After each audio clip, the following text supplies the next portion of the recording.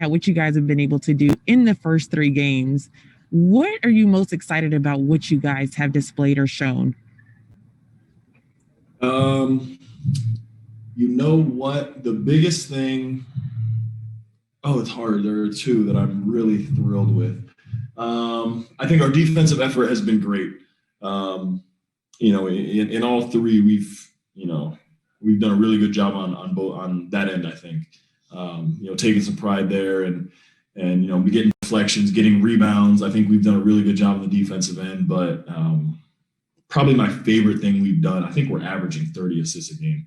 That's nuts. Not something that I saw coming into this year. But good teams share the ball. And so I think we're starting to get that. And hey, look, when we win, everybody looks good. And I think everybody's starting to really understand that and appreciate that. And so, I'm glad to see those two things start to really sink in for us.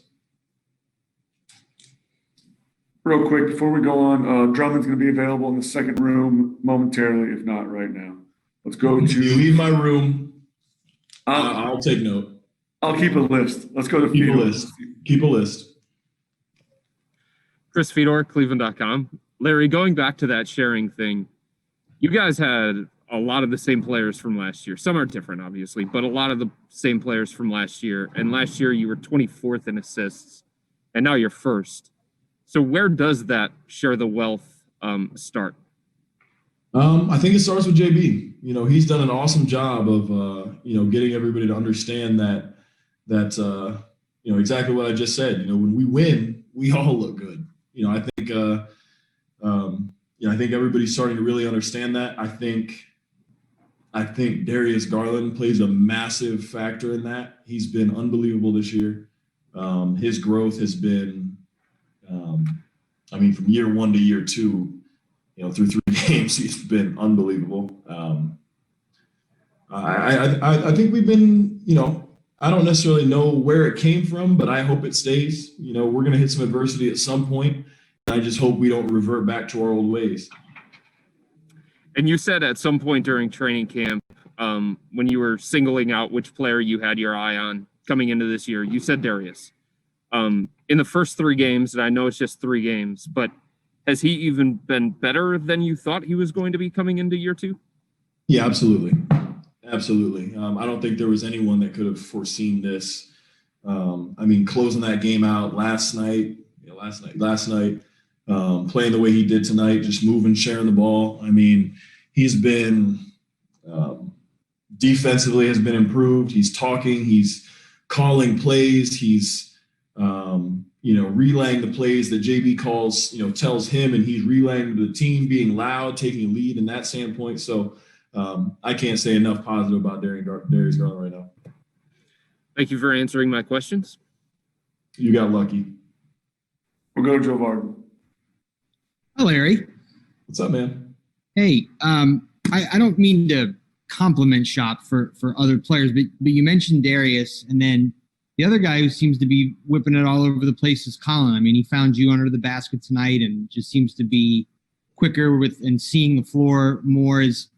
How much has his evolution sort of played into this idea of sharing the ball and playing the way you guys have played offensively?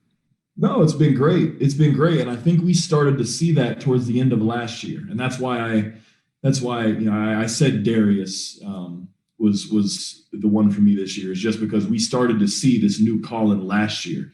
Towards the end of that, he's still taking his opportunities and making the most of them. He's, efficient as you can hope anybody to be. I think he's leading us in scoring by a pretty wide margin. His assist numbers have gone up, and even if his assist numbers didn't go up, it's not about the numbers necessarily. It's about just the ball movement. It's not sticking as much, and it's not not many 0 or 1 pass possessions. So he's taken massive strides as well, but. We started to see this Colin Sexton last year, and he's just going to continue to keep getting better and better. You got to keep in mind that this guy is, pretty freshly 21 years old. So the sky's the limit for him. Kelsey, go ahead. Kelsey Russo, The Athletic. Larry, to kind of touch on something you mentioned. So when that adversity does hit, what do you think it'll take to get over, like to move past that? Is that leadership? Is that the buy-in that you guys have talked about? I guess, I know it obviously hasn't necessarily happened yet, but what do you think will help get over that when it does happen? It's both. It's going to be a combination of both of the things you just said. I think leadership is going to play a massive role in that. That's going to be a lot of myself, Kevin Love, Andre Drummond. JaVale's been huge for us, just his voice and presence.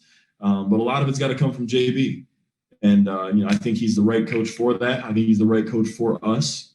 And then also the buy-in. Yeah, of course. When things get hard, we can't go back to, one pass possessions or not sharing the ball and not playing defense, not communicating, because that's how the snowball effect happens. And you see teams' records go south very quickly.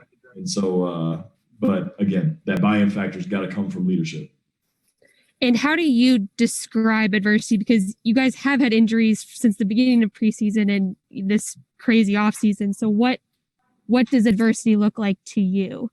It comes in any random way. It comes in the form of us not having Dante to start the season, Kevin to start the first game, Kevin Porter Jr. yet, Dylan again. It comes in injuries. It comes in runs in a game. Philly made a run against us. Last night, Detroit took us to double overtime. It comes in the form of playing double overtime on a back-to-back, flying home, and then playing again. So, not that we've seen some adversity, but so far we're staying tough through it mentally, and we just got to maintain that. Honestly, I really think JaVale's been huge for us.